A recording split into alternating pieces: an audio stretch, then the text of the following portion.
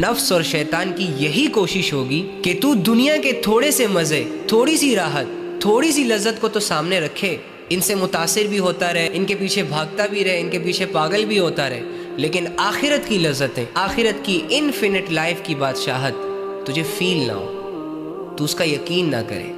اور جب تو یقین نہیں کرے گا تو تو اس کے لیے کوشش بھی نہیں کرے گا، محنت بھی نہیں کرے گا، تجھے سب جھوٹا جھوٹا لگے گا۔ لیکن اللہ کے وعدے سچے ہیں بھائی۔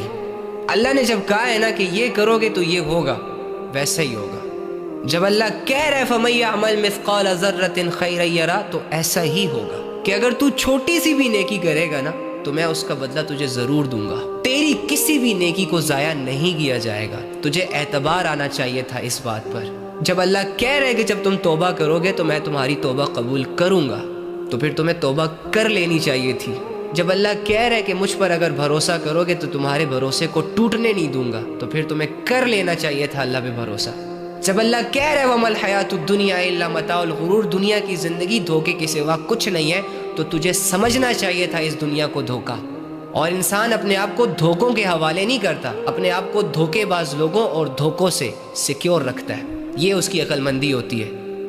لیکن ایک طرف تو آپ بہت بڑے میچور ہیں، دوسری طرف آپ نے بہت بڑی بڑی ڈگریاں لے لی، اور تیسری جانب آپ کو اللہ رب العزت کی یہ بات ہی نہیں سمجھ آ رہی۔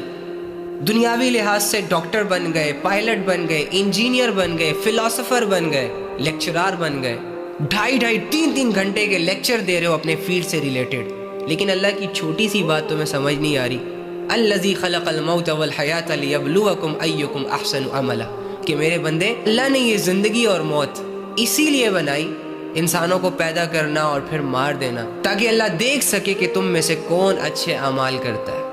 اب جب اللہ تمہارے اچھے اعمال دیکھنا چاہ رہا ہے، وہ the hell are you کہ تم اللہ رب العزت کو وہ دکھاؤ جس سے اللہ نے منع کیا؟ اور اگر دکھاؤ گے تو نقصان کس کا ہوگا؟ اللہ کا۔ اللہ تو بے نیاز ہے، ساری دنیا کی ساری مخلوق اگر اللہ کی عبادت کرنے لگ جائے اسے کوئی فرق نہیں پڑے گا، اور ساری دنیا کی ساری مخلوق اگر اللہ کی نافرمان ہو جائے، اس کی ذات میں، اس کی عزت میں کوئی کمی نہیں آئے گی۔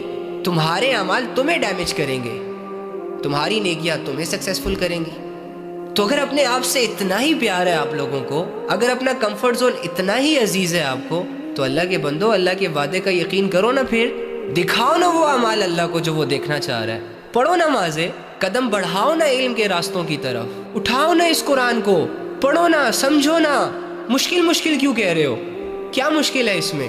جس نے تمہیں بنایا، جس نے تمہیں پیدا کیا، وہ تو کہہ رہا ہے کہ میں انسان پر ایسا کوئی بھی بوجھ نہیں ڈالتا، میں انسان کو کسی بھی ایسی رسپانسبلٹی کے حوالے نہیں کرتا جس کو وہ پورا نہ کر سکے، جس بوجھ کو وہ اٹھا نہ سکے۔ تو پھر وہ فرائض آپ کے لیے کیسے مشکل ہو سکتے ہیں جو اللہ نے ہر انسان پر فرض کر دیے؟ کیا اللہ کی اس بات کا یقین نہیں تمہیں؟